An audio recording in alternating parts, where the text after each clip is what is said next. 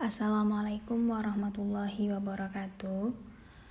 Pada mata kuliah pengembangan bahan ajar, ada penugasan tentang media pembelajaran bahasa Indonesia. Kelompok kami membahas tentang teks anekdot. Anggota dari kelompok kami yaitu yang pertama ada Tiara Tridewi dengan NIM 19016129 dan Lutfiana Mayang Sumarti dengan NIM 19016173. Pada video kali ini, kami akan membahas tentang memproduksi teks anekdot. Sebelumnya, kita harus mengetahui tentang apa itu teks anekdot. Teks anekdot adalah cerita singkat yang di dalamnya mengandung unsur lucu dan memiliki maksud untuk mengkritik. Nah, adapun struktur teks anekdot tersebut, yang pertama ada abstrak, yang kedua yaitu orientasi, yang ketiga krisis, keempat reaksi, dan kelima koda. Adapun langkah-langkah untuk memproduksi teks anekdot tersebut yaitu pertama, menentukan topik sebagai masalah yang akan disorot. Yang kedua, menentukan tokoh yang terkait. Yang ketiga, menentukan peristiwa yang menjadi latar belakang. Yang keempat, merinci peristiwa dalam alur anekdot berdasarkan struktur. Yang kelima, menyusun kerangka. Yang keenam, mengembangkan kerangka anekdot menjadi sebuah cerita yang utuh. Yang ketujuh yaitu penyuntingan. Nah, dalam merancang dan menetapkan topik teks anekdot, peristiwa yang akan menjadi latar belakang teks anekdot bisa kita ambil dari pengalaman pribadi, bisa juga mengenai perilaku masyarakat atau orang-orang tertentu yang merugikan orang. Kita ambil contoh misalnya seseorang yang berteman yang memiliki perbedaan fisik. Namun peristiwa tersebut harus kita kemas semenarik mungkin dengan memasukkan unsur humor di dalamnya. Adapun kerangka teks anekdot yang kami buat yaitu yang pertama topiknya yaitu tentang gemuk dan kurus. Yang kedua ada tujuan dari penulisan teks anekdot ini yaitu untuk menghibur para pembaca. Yang ketiga yaitu tema. Adapun tema dalam teks anekdot yang kami buat yaitu tentang kehidupan sosial. Judulnya yaitu tentang perihal makan hati. Adapun kerangkanya yaitu yang pertama abstrak. Abstrak tersebut yaitu terletak pada bagian awal yang isinya berupa gambaran umum tentang isi dari teks anekdot yang ditulis. Yang kedua yaitu orientasi. Orientasi berisi tentang awal mula maupun hal-hal yang melatar belakangi kejadian dalam teks anekdot yang ditulis. Yang ketiga yaitu krisis. Krisis adalah merupakan permasalahan yang menjadi sorotan utama teks anekdot. Yang keempat yaitu reaksi. Reaksi ini yaitu berisi langkah-langkah penyelesaian dari permasalahan yang timbul pada bagian krisis. Yang kelima itu ada koda, yaitu bagian akhir yang terdapat kesimpulan dari cerita yang dibahas dalam teks anekdot. Nah, ini salah satu contoh teks anekdot yang kami buat yaitu yang judulnya Perihal Makan Hati oleh Tiara Tridewi. Suatu hari, saat jam pulang sekolah, bel berbunyi begitu keras. Para siswa langsung berhamburan keluar dari gerbang saat mendengar bunyi bel. Siang itu, matahari terasa begitu terik dibandingkan dengan hari biasanya.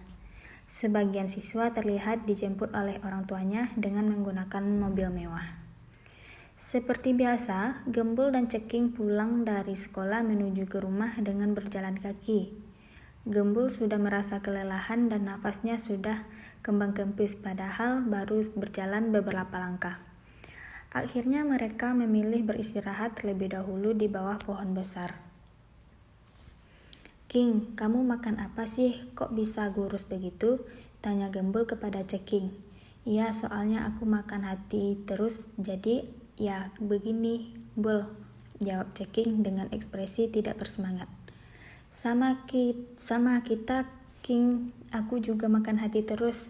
Tapi kenapa ya tetap gemuk begini? Gembul terlihat heran. Sesampainya di rumah, Gembul menunjukkan sesuatu pada Ceking. Ini King, hati yang aku makan, tetap saja aku gemuk. Gembul memperlihatkan satu baskom ukuran besar sambal hati ayam yang sudah dimasak. Waduh, kalau seperti ini yang kamu makan pantas saja, kata Ceking dalam hati langsung meninggalkan si Gembul. Nah, untuk memahami teks anekdot, marilah kita saksikan video berikut ini.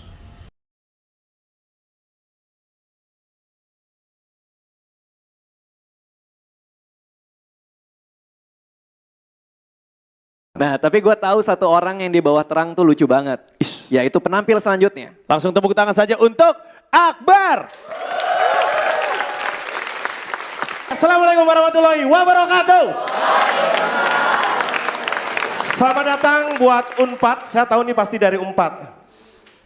Bolen Kartika nih baunya. Oke, dan tepuk tangan juga buat Indonesia yang sudah mengumpulkan sementara emas terbanyak. Dan saya senang sekali Indonesia bisa mengumpulkan emas di SEA Games. Karena apa? Hanya dari SEA Games kita bisa punya banyak emas. Di Freeport Irian kita sudah tidak kebagian emas. Ya.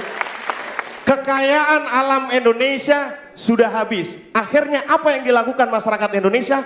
Mereka mengeksplorasi kekayaan alam gaib, pocong, kuntilanak. Ya. Main film semuanya, ya kan? Yang paling banyak mengumpulkan yang pertama kemarin dayung. Dayung Indonesia sip nomor 1. Karena apa? Memang karena apa? Hanya di Indonesia yang kita bisa sekali mendayung 2-3 pulau terlampaui. Kemudian karate ya, karate.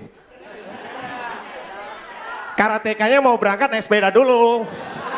Karate, ya, karate mengumpulkan emas terbanyak juga ya. Karena apa? Negara lain biasanya pakai dan 1, dan 2, dan 3. Indonesia dan kawan-kawannya.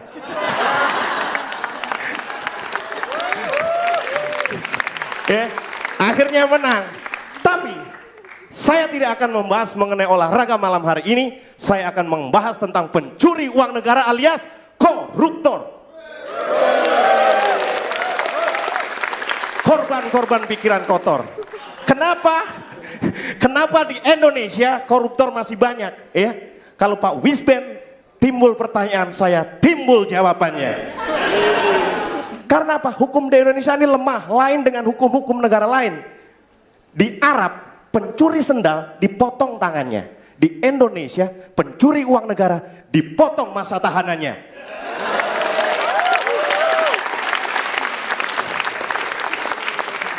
Di Cina, koruptor digantung kepalanya. Di Indonesia, koruptor digantung kasusnya.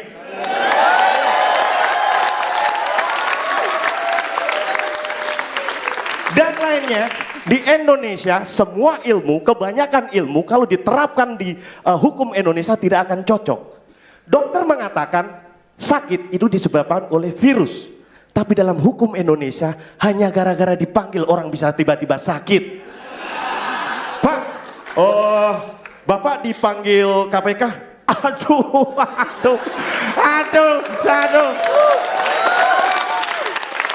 Pak, Bapak dipanggil polisi, Pak. Aduh.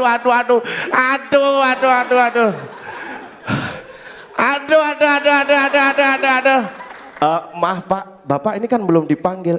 Dipanggil yang Maha Kuasa, goblok. Katanya Indonesia sudah menerapkan yang namanya katakan tidak pada korupsi. Iya. Banyak pejabat yang sudah menerapkan. Oh, Bapak korupsi? Oh, tentu tidak.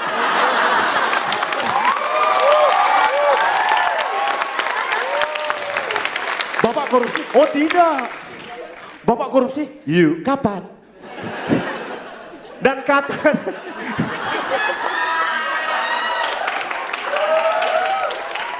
katanya di Indonesia tahanan koruptor bisa keluar masuk penjara. Itu berita bohong. Yang benar adalah dia masuk dulu, baru keluar nggak balik-balik. Ya, korupsi ternyata di Indonesia tidak hanya masalah uang dan barang. Di Indonesia saking parahnya, waktu juga dikorupsi. Contohnya, saya sebenarnya 6 menit karena saya korupsi ya saya tutup sampai sekian. Wassalamualaikum warahmatullahi wabarakatuh. Mungkin hanya itu yang dapat saya jelaskan. Mohon maaf apabila ada kesalahan. Saya akhiri. Assalamualaikum warahmatullahi wabarakatuh.